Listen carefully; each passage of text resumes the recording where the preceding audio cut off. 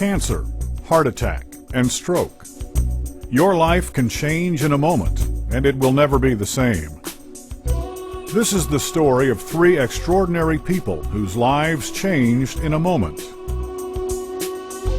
So after a couple weeks of this, I thought, maybe it's not heartburn. Maybe it's bronchitis. Maybe I got a cold. I had a lump in my neck right here and thought that I had a pulled muscle. I had been having headaches. I knew there was something wrong, so we went to the hospital, approximately 30 miles away. Meet Tim, heart attack survivor, husband, and father of 6. Ashley, cancer survivor, wife and mother of 2. And Tasha, stroke survivor and single mother of 2.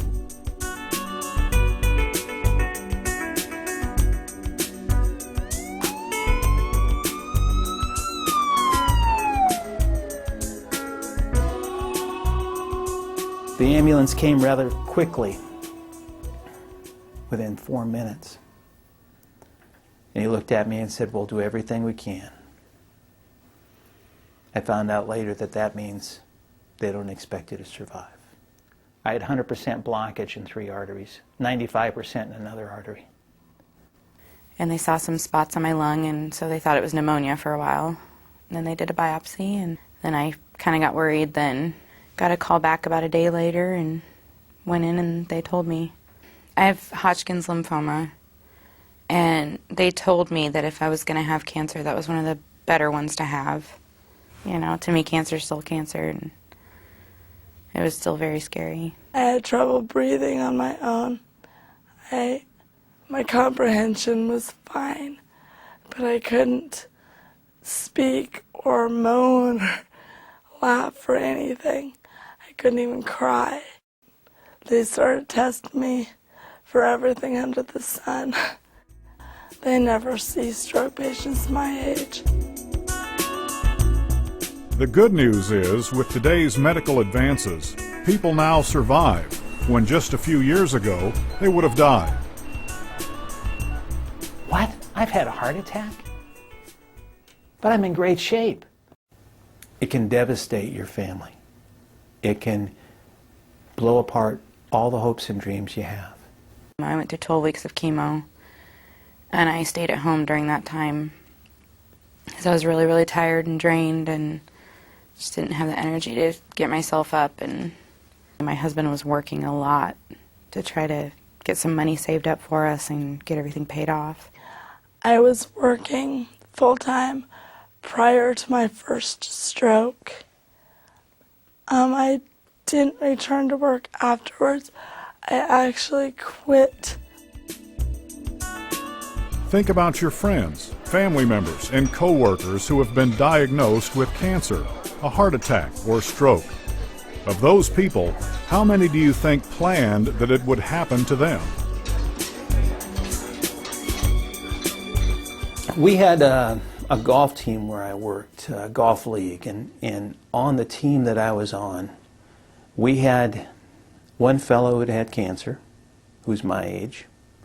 We had one fellow who is 4 or 5 years older, who was on the heart transplant list. We had another person who'd had diabetes, and another person who'd had a heart attack. I never thought I was going to have a heart attack. Never thought it would happen to me. Never even crossed my mind. Never really realized what cancer was, you know, until it happened to me. It's unbelievable. People my age, people younger, people older, and it's just unreal how many people are going through this and how many people are, you know, getting it now. And Don't ever second guess Mother Nature. You never know when someone you love or you're close to or you're married to might have something happen. I never, ever in a million years thought I would have a stroke. Few people realize the hidden costs of critical illness, including a spouse or family member taking time off from work. A recent study from Harvard reported that half of all bankruptcies were the result of a serious medical condition. Another recent study reported that 48%, nearly half of all home foreclosures, are the result of serious illness. The co-payments alone add up to something that most people can't even cover with their Visa card. We had over $6,000 worth of co-pays in 3 months. People don't realize the hidden cost of a catastrophic illness. It completely wipes out everything. You don't have the energy to go to work. You have no money coming in, but the bills keep piling up, and a lot of times you don't even have energy to look at the bills, and it just makes you more sick, you know. It's such a strain on a person financially. When I was sent home, my prescriptions were about $1,000 a month, and we, needless to say, had to file bankruptcy. As you can see, people's lives are never the same after experiencing a critical illness. Health insurance alone is not enough. The good news is a doctor created a solution. Dr. Marius Barnard, who assisted his brother Christian with the world's first heart transplant, saw the financial stress his patients went through with a critical illness. The financial stress of survival was working against everything he was trying to accomplish as a doctor.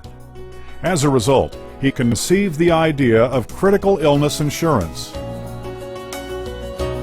Critical illness insurance pays a lump sum benefit upon diagnosis that can be used to pay off your mortgage, pay off debt, protect your retirement savings, and allow a spouse or family member to take time off work to care for you. My wife just left her job. She left her job the day I went in for surgery and didn't go back for 8 months. The money would be used to maintain the lifestyle that you've built up. Not necessarily to pay off things, but to make sure that you didn't have to worry about paying your bills at the same time you're worried about recovering. There wouldn't be so much stress on our family right now. We wouldn't be trying to scrounge and save everything that we have to pay our bills, and we'd be able to focus more on our education. And I urge so many people that don't have it to get some kind of policy, because you can't be stuck without it. As you've learned from these stories, none of us can know when a serious illness might strike. Critical illness insurance makes a difference in the quality of people's lives. And now there's a critical illness insurance plan available to you from Assurity Life Insurance Company. Don't let another day go by without protection in place. You need critical illness insurance today. Not because you're going to die, but because you're going to survive. You don't have to live in fear, but you have to be prepared for those things that could and quite probably will happen to you. no, I think there's hope for everybody. I mean, I think anybody can, if you have hope and you believe that you can beat it, you can.